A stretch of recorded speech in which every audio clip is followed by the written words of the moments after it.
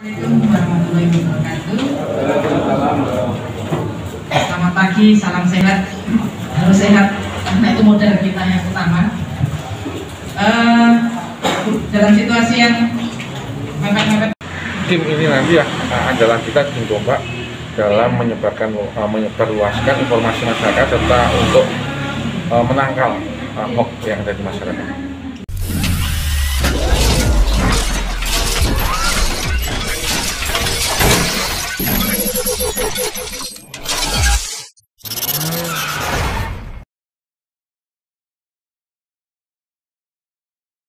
kita harus benar-benar beradaptasi dengan situasi. Kita nikmati saja.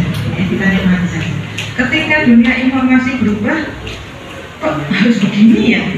Ya kita nikmati saja, walaupun kepontan-pontan. Ini 11-12 ya, 11-12 ribu maksudnya. Kita harus beradaptasi dengan perubahan.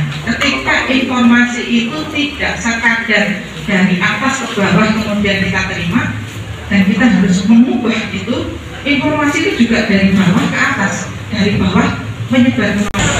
Itu sebabnya sudah tidak mungkin lagi kalau kita mengharapkan informasi itu misalnya dari media hubungan orang karena nanti acara kita tidak disebut mana itu ada musim, maka itu direpotkan. Walaupun mungkin itu bukan profesi. Kalau saya kan itu profesi. Katanya begini, belum ada ini. Katanya begini, Bapak Ibu menuliskan reportase, wajib menuliskan reportase. Kami tidak mau ketika pelatihan ini selesai, kemudian ya selesai. Besok saya kirim nggak bisa, hari ini ya selesai, hari ini juga harus dikirim. Itu SOP-nya reporter ya. Hari ini ada berita, hari ini ditulis, hari ini dikirim. Nggak ada terus difermentasi sampai nanti seminggu kemudian, nggak bisa.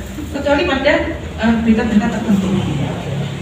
Setelah pelatihan, kami harus membawa hasil dari Bapak tadi. Hasil itu nanti akan diedit, kemudian ditayangkan. Gimana? Nanti ya, pokoknya membuat dulu. Kemudian tadi pagi kami ngobrol dengan Pak Eko, dengan Pak Kadis.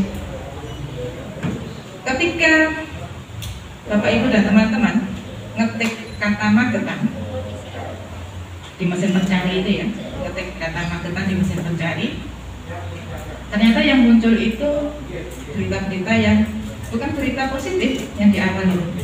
Waduh, sayang banget begitu deh ya. Padahal kita punya potensi macam-macam. Nah, targetnya ketika Bapak Ibu diberdayakan dan kita berkolaborasi, maka targetnya nanti ketika kita mengetik kata Magetan pada mesin mencari, maka yang muncul itu berita-berita positif yang di atas. Bagaimana itu bisa muncul? Ya harus kita masuk. Kita yang memasuk berita-berita positif. Apakah tidak boleh menuliskan berita negatif? Ya boleh-boleh saja, tetapi apa manfaatnya untuk kita? Untuk teman-teman Kim ini. Justru karena ada teman-teman Kim ini, maka potensi yang ada pada lingkungan kita itu yang harus dimunculkan. Jadi targetnya ngetek Magetan, munculnya misalnya potensi wilayah ini munculnya apa, kemudian penanganan stunting seperti apa, kemudian posyandu, posyandu aja bisa masuk berita, bisa kok ya, bisa. Karena apa? Sebenarnya posyandu itu kan salah satu motor.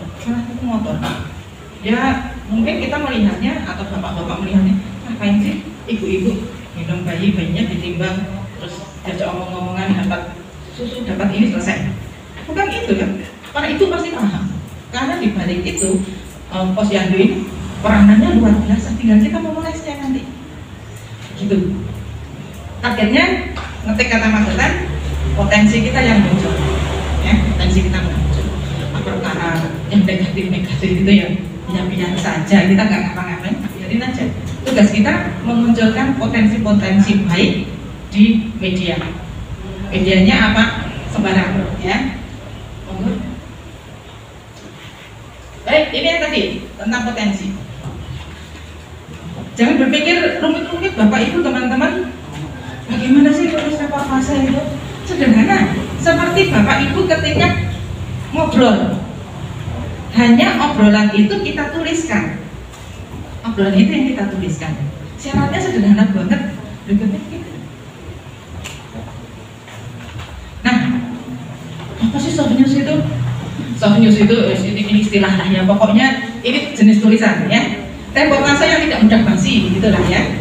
Karena reportase kalau hard news itu kan ada kejadian hari ini, saat ini juga muncul. Tetapi kalau soft news kita bisa menambahkan informasi, kita bisa membuat informasi itu menjadi lebih menarik. Hard news itu misalnya ada kecelakaan di, nggak mau saya nggak contohnya di situ, di jauh sana ya, pokoknya di perempatan sana gitu, kemudian kita melaporkan. Nah itu hard news. Tetapi ketika soft news, maka ini berita-berita yang sebenarnya membuat hati menjadi tentram, walaupun tidak selalu begitu, ya, tidak selalu begitu.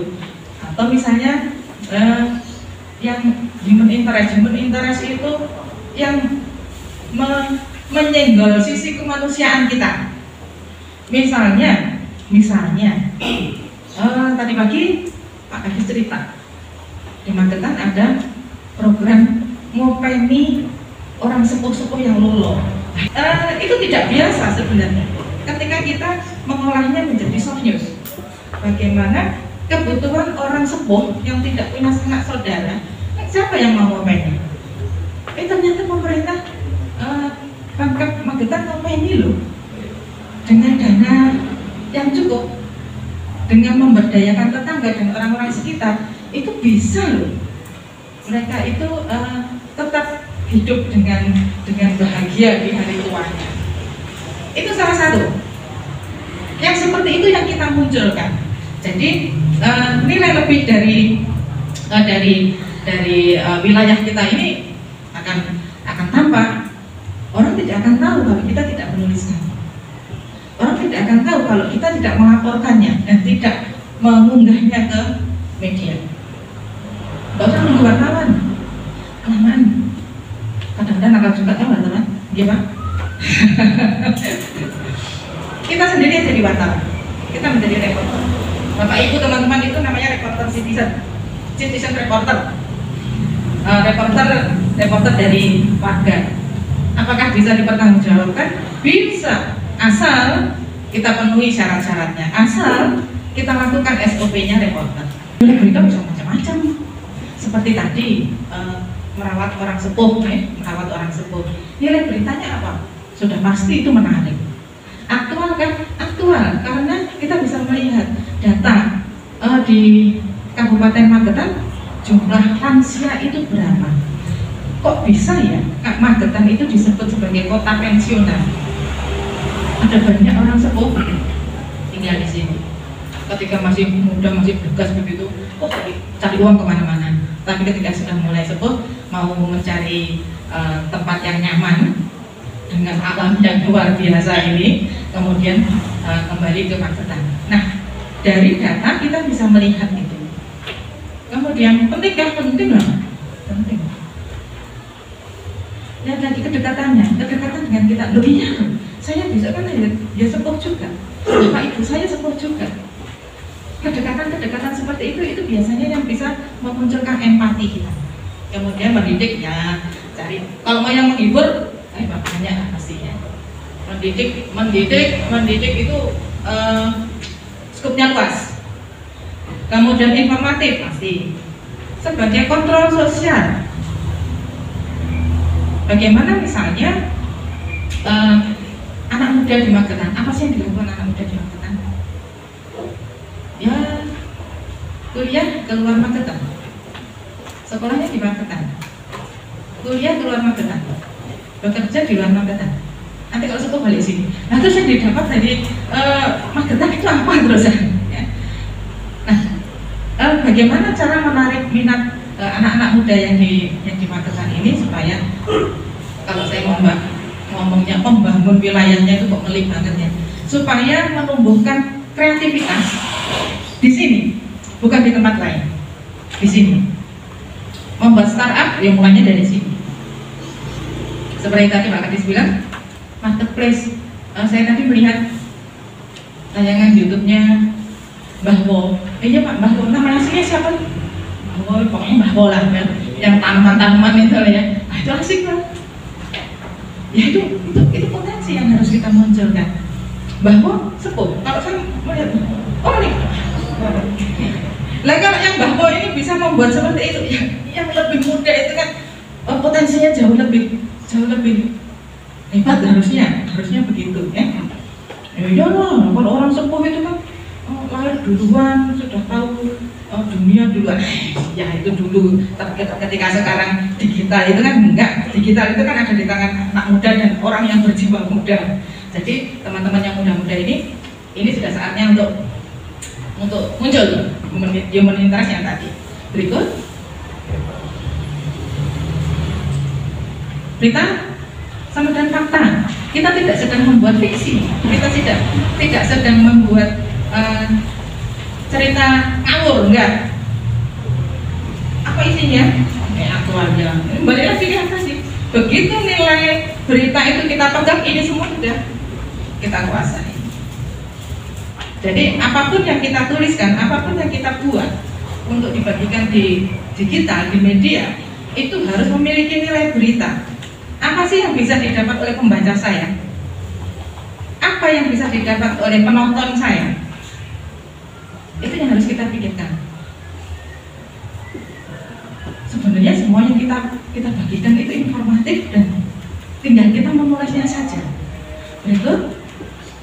Nah ini ya, syaratnya ini kok SOP. Kalau Anda mau melamar jadi wartawan, SOP-nya begini, sederhana.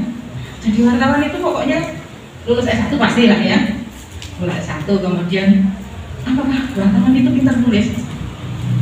Pada awalnya enggak, ya, saya terus terang ngomongnya. Pada awalnya enggak. Kalau saya itu melatih reporter baru itu setengah mati, Bapak Ibu teman-teman. Nulis itu nggak bisa. Aduh, ini kok jadi wartawan. Ya tapi ya sudah. Ya, memang adanya seperti itu. Tetapi ketika sudah dilatih, gitu ya, dilatih dan dicoba ke lapangan, itu akhirnya lama-lama bisa juga dan tahu ya. Kuasai 5W1 pastilah. Saya tidak perlu menjelaskan ya. Saya tidak perlu menjelaskan ini. 5W1 apa, siapa, di mana, kapan, mengapa, bagaimana. Biasanya yang bolong itu kapannya itu, bannya itu masih bolong. Kalau menulis soft news itu. Kalau hard news enggak. Karena sudah jelas kejadiannya saat ini, dilaporkan saat ini. Kalau soft news biasanya itu yang bolong. Bercerita tentang potensi wisata. Nongkrong di tebing, di atasnya sarangan, atau kopinya murah 3.000, kemudian makanannya murah, pokoknya suasananya nyaman banget. Sudah gitu dok. Kapan itu? Biasanya itu terlewat. Kapan itu penting? Karena ketika orang membaca ternyata tahunnya 2019, itu kan belum pandemi lah. Sekarang pandemi bagaimana? Terus bagaimana cara kita menyiasati kalau saya sudah punya naskah itu, kemudian mau saya munculkan sekarang? Ada caranya, yang diupdate. Saat ini situasinya seperti apa? Nah, itu bandnya jangan pernah lupa kalau soft news. Biasanya kalau saya edit kiriman dari pembaca, sudah tertata semuanya, bagus, begitu lengkap. Ya nggak lengkap sih, bolong kurang bandnya. Dan band itu bukan ketika Anda menulis ya, bukan ketika Anda menulis, tetapi ketika Anda datang dan reportase di sana, atau ketika Anda wawancara dengan narasumber, itu bandnya.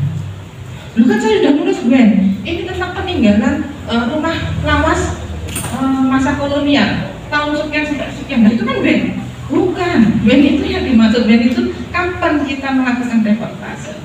Jadi orang bisa langsung tahu bahwa situasi saat ini adalah seperti ini. Situasi Oktober lalu ketika ditulis adalah seperti ini. Kemudian berpikir beda, cobalah ya, coba mencoba berpikir beda. Kalau saya melihat dari YouTube-nya Mbak Wo itu satu apa namanya sih tanaman apa miana. Itu kan tanaman lawas banget, tanaman mbah saya dulu ya. Di rumah-rumah banyak, tetapi ketika motret satu tok berbicara tentang miana tok, itu bisa menjadi reportase yang bagus. Jadi berpikirnya beda. Biasanya kan kita global begini, melihat oh ya potensi wisata di desa saya itu tanaman, kemudian tanamannya ada ini banyak banget. Sudah dilihat dari jauh Pak. Mulailah berpikir beda. Apabila saya kira-kira menjadi wisatawan dari luar kota datang ke desa itu, apa sih yang ingin saya lihat selain lanskap ialah ya situasi desanya diceritakan ya, tetapi apa yang ingin saya lihat? Oh, orang pasti akan pengen melihat fokus satu persatu. Ya sudah satu itu. Kalau wisata, kalau di desa Penjenengan itu memiliki banyak potensi, itu bisa sebulan nulis satu persatu itu sudah bisa. Dan nggak usah apa ya, memiliki target. Saya harus bisa dimuat di media, misalnya di Surya, di harian Surya, di halaman cetaknya, kemudian di webnya. Tidak perlu memiliki target itu, tetapi kalau mau ke sana silakan. Buat sendiri. Terus kalau buat sendiri bagaimana? Mau pakai blog silakan, monggo saja. Mau pakai media sosial monggo saja. Terus bagaimana caranya supaya bisa ketika saya ngetik Magetan kemudian bisa memunculkan yang potensi bagus-bagus itu ada di atas, di halaman atas mesin pencari. Nanti kalau ada waktu biar Mas Adri yang cerita, karena dia jagonya SEO ya, jagonya mencari cara supaya berita saya itu muncul di atas gitu. Ketika kita ngetik di Google gitu ya, saya mencari, ngetik nama saya Endah Himawati, yang muncul yang elek-elek, waduh, ya berarti pasokan yang bagus-bagus kurang. Yang sudah elek-elek ya biasa aja, kita nggak bisa ngapa-ngapain biasa. Sebagai tandingannya ya kita gelontor dengan berita kita yang bagus-bagus. Baik, hindari komentar normatif. Biasanya reportase itu kan ada narasumber ya. Ada narasumber, kemudian acara hari ini saja Pak Kadis tadi memberi sambutan, Pak Eko memberi laporan, kemudian saya menjadi reporter, saya bertanya ke salah satu dari Anda, bagaimana kesannya tentang pelatihan ini? Kemudian jawabannya begini, oh baik sekali, saya berterima kasih, mudah-mudahan ini diadakan lagi. Itu jawaban normatif, tidak perlu dimunculkan, kecuali kalau kita memang ingin mengangkat itu menjadi dorongan supaya teman-teman Pemkab membuat lagi. Tetapi kalau ini reportasenya umum, kemudian yang dimuat itu yang normatif seperti itu, nggak ada efeknya. Tetapi ketika kemudian ada yang menjawab, kan jawabannya kan bermacam-macam, bisa-bisanya kita nggak terus bertanya itu ya. Reporter itu kan orang yang apa ya, nggak usah ngomong sih ya, ngobrol begitu dengan siapa saja. Nah dari situ pasti ada komentar-komentar lain selain berterima kasih, alhamdulillah, nggak usah dimuat itu, biasa kan memang seperti itu. Seandainya setiap bulan Kim dikumpulkan untuk mengadakan pelatihan seperti ini, maka efeknya akan positif. Misalnya bulan depan pelatihan apa, bulan depannya lagi pelatihan apa, nah komentar yang seperti itu yang dimunculkan. Terima kasih, biasa, karena ya normatif ya. Gitu. Reportase dan pemberitaan seperti yang ada di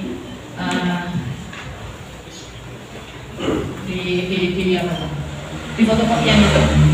Kemudian berdasarkan pengamatan atau sumber tulisan, Penjenengan memiliki bahan ya, karena yang dikirim di sini itu kan mereka yang diharapkan dapat menginformasikan lingkungannya, mau apa saja bisa. Tetapi kita ada di jalur positif, kita tidak ada di wilayah reporter yang mencari sisi negatif, tidak. Tulisan atau berita yang kita buat adalah berita bahagia. Artinya apa? Ini kita tidak sedang menyudutkan orang, tidak sedang mengomentari negatif tentang orang, tetapi saya sedang mengungkapkan potensi wilayah saya. Itu berita bahagia. Berikutnya, ada ide, wacana, peristiwa. Temukan tema, buat judul yang menarik. Abaikan dulu judul. Biasanya kan kalau di sekolah dulu membuat karangan, kalau sudah sampai ke judul itu mencurang, jam itu nggak muncul judulnya. Bagi saya, abaikan dulu. Terus pokoknya yang lebih penting itu apa yang akan kita sampaikan itu sudah tertara. Itu lebih penting. Judulnya nanti saja dipikir cari. Kemudian membuat lead itu paragraf awal yang bisa membuat orang tertarik membaca selanjutnya. Jadi paragraf awalnya itu harus bisa mencubit gitu ya. Ini jatuh cinta pada pandangan pertama itu ada pada paragraf awal. Kalau paragraf awalnya tidak menarik, misalnya begini. Berdasarkan keputusan pemerintah, warga di Kabupaten Magetan harus menanam apa Pak tadi? Tanaman desa tadi? Miana. Harus menanam miana minimal 2 jenis di halaman rumah. Berdasarkan, kalau sudah mulai berdasarkan gitu, otak kita itu yang mau membaca itu, wah ini kayak tugas zaman sekolah gitu ya. Tetapi diubah. Miana saat ini menjadi tanaman yang paling banyak dicari. Kabupaten Magetan memiliki iklim yang cocok untuk tanaman miana. Itu sebabnya pemerintah Pemkab Magetan menganjurkan agar warga menanam minimal 2 jenis miana di halaman rumah. Dan kalau sudah begitu, ada tuh anjuran dari Pemkab itu untuk menanam jenis tanaman tertentu. Nah, itu kan unik. Yang seperti itu yang kita angkat di atas. Baru setelah itu berbicara yang lain tentang misalnya cara merawat miana, kemudian segala macam termasuk apa, kalau mau memasukkan peraturannya, nomornya ada di tengah-tengah saja, jangan ditaruh di atas, supaya orang mau membaca selanjutnya. Kemudian uraikan tunggu substansi ya, jalan ya. Jangan berpikir berat perkara reportase. Ini tidak seperti Anda menulis skripsi, enggak. Tidak seperti Anda menulis proposal, juga tidak. Reportase dari hasil penelitian.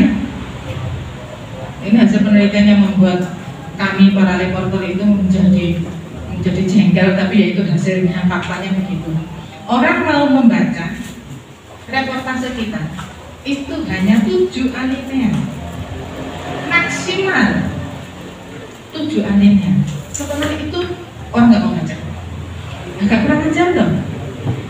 Kami itu loh yang di lapangan mencari berita moyo, tulisnya itu moyo banget sampai mikir semuanya harus ditulis kan, waduh berlembar-lembar. Ternyata yang Anda baca, yang dibaca orang sekarang itu maksimal 7 alinea. Mencek loh ini. Tetapi ya sudah. Ini dunia kita sekarang. Makanya kalau di kampus itu disuruh membuat makalah, kemudian mahasiswa itu mencurang makalah, itu menjadi beban yang paling berat dalam hidup mahasiswa. Ya memang begitu. Maksimal 7 alinea. Setelah itu tidak dibaca. Loh, bagaimana kalau saya punya data banyak dan harus lebih dari 7 alinea? Caranya dipotong-potong buat menjadi berita baru atau buat menjadi alat berita. 7 alinea selesai, nanti buat lagi data yang lain, paparkan lagi 7 alinea kok, ganti lagi, dan kita memiliki banyak 7 alinea itu. Nah, nanti yang akan kita praktikkan begitu juga, maksimal 7 alinea, berarti tidak boleh asal apa yang ingin kita sampaikan sudah lengkap, yang boleh saja. 7 alinea ini misalnya begini, tadi ada 5 W1H ya, berarti ada 6 tambah 1 7, selesai loh. Ya cuma begitu, iya begitu. Tetapi apakah informasi ini sudah lengkap kita sampaikan? Nah, itu masalahnya lain lagi. Misalnya 7 alinea itu begini, perkara Miana tadi, yang tadi sudah ya, 1 dibuka dengan anjuran supaya menanam Miana 2 jenis di setiap halaman rumah. Kemudian yang kedua, ini kan apa ya? Ini sudah masuk dalam 5W1H tadi, apanya. Kemudian siapa yang menganjurkan? Yang menganjurkan Pemkab. Siapa yang diminta untuk melakukan itu? Yang diminta adalah masyarakat di Kabupaten Magetan. Siapanya dapat. Kapan itu dilakukan? Kapan himbauan itu diberlakukan? Himbauan diberlakukan mulai Oktober 2021. Dapat kita. Kapannya ada? Kemudian kapan? Kemudian di mana? Di mananya jelas. Di mananya jelas. Di Pemkab di Kabupaten Magetan. Kemudian siapanya ini bisa kita tambahkan karena reportase membutuhkan narasumber. Narasumbernya tidak boleh diri sendiri. Kan tidak bisa mewawancarai diri sendiri. Narasumbernya tidak boleh diri sendiri. Loh, bagaimana kalau saya tuh pengen saya yang menjadi narasumber? Pilihannya Bapak Ibu teman-teman menjadi narasumber atau menjadi penulis. Kalau sudah menjadi penulis tidak boleh jadi narasumber. Udah musim dong, saya dicermin terus katanya, namamu siapa? Namaku Endang, nggak bisa lah. Ya. Tetapi kita masih bisa, misalnya saya ingin memunculkan nama saya dalam reportase, boleh, menyebut nama saya sendiri di dalam reportase boleh, tetapi tidak mewawancarai diri sendiri. Pilihannya mau jadi narasumber atau mau jadi penulis, seperti itu. Biasanya kalau dalam pelatihan itu saya 2 orang. Udah, sekarang kami yang jadi penulis, aku yang jadi narasumber. Nanti aku gantian. Jadi sama-sama tetap saya bisa menulis, saya juga bisa menjadi narasumber. Itu siapanya? Mengapa dibutuhkan narasumber? Narasumber itu untuk menguatkan data kita. Seperti kalau Mas Mbak berkuliah itu ya, makalah itu kan butuh sumber referensi. Nah, sumber referensinya itu kan bisa dari jurnal, bisa dari buku, dari mana-mana. Reportase, sumber referensinya siapa? Narasumber. Karena itu, apa yang disampaikan narasumber itu yang menguatkan data kita, yang menguatkan fakta kita. Narasumbernya harus ditulis namanya harus lengkap. Karena kita menghindari itu tadi hoax tadi ya. Namanya harus lengkap. Kemudian disebutkan juga siapa dia. Siapa dia? Namanya PI. Masuk PI dong. Masuk dong. Nama lengkapnya. Oh iya, namanya Ahmad Syafi'i, panggilannya PI ya. Sudah tulislah Ahmad Syafi'i yang biasa disapa PI. Siapakah dia? Warga ya sudah warga tulis. Warga desa mana? Harus lengkap. Karena kita sedang ada di judul SOP-nya reporter, harus lengkap. Umurnya perlu enggak? Monggo kosong ya. Umur itu silakan saja. Tapi biasanya ibu-ibu itu malas ditanya.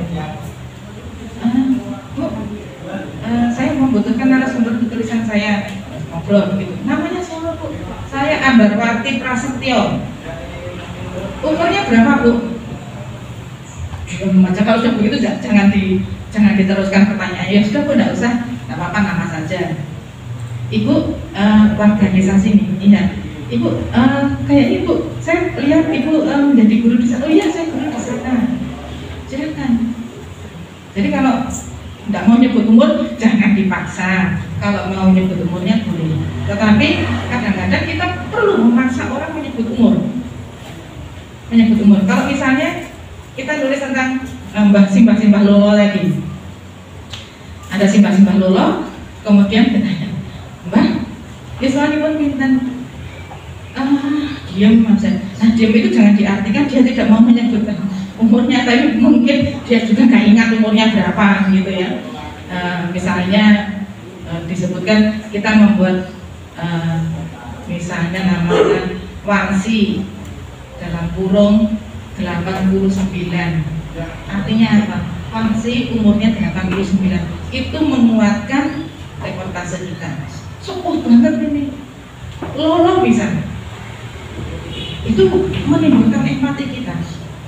Tetapi kalau narasumbernya tentang hal-hal yang umum, kemudian dia tidak mau menyebut umur, biarin saja, ya.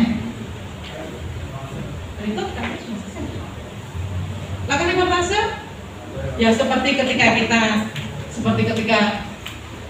Bapak Ibu teman-teman ini loh cerita tentang itu iwak cupangku ini itu payu sekian ratus ribu, iya kan? Sing tuku sapa? Sing tuku kae lho. Dalam mimpi, sing kono. Lha kok iso ya iwak cupang? Iki iwak cupang sing jenis apa? Kulo cerita tentang iwak cupang sing jenis ini. Angel enggak memelihara iwak cupang? Ya angel enggak angel sih. Apik enggak regane saiki? Mereka yang belum mengetahui wilayah Kota Kediri sebaiknya menggunakan aplikasi Google Maps. Dan kedepannya lebih mempunyai kompetensi dalam jurnalistik, fotografi. Nantinya setelah mempunyai kompetensi itu diharapkan tim ini akan berperan dalam diseminasi informasi ke masyarakat. Karena tim ini nanti adalah kita tim tombak dalam menyebarluaskan informasi masyarakat serta untuk menangkal hoax yang ada di masyarakat. Diskominfo mendorong agar kim ini nanti berkembang. Saat ini di Kabupaten Magetan ada 11 kim. Nah, target kita nanti tahun depan 18 kecamatan yang ada di Kabupaten Magetan ini kita dorong untuk ada kimnya, kelompok informasi masyarakat. Karena apa? Dengan saluran kim ini nanti kita koordinasi terkait diseminasi informasi akan lebih mudah. Dan kim ini yang ada di masyarakat langsung. Jadi percepatnya informasi digital ini harus diimbangi dengan kompetensi kim. Kita berdayakan kim yang ada di masyarakat untuk sebagai ujung tombak dan tembok untuk menghalau atau hoax yang ada di masyarakat. Itu harapan.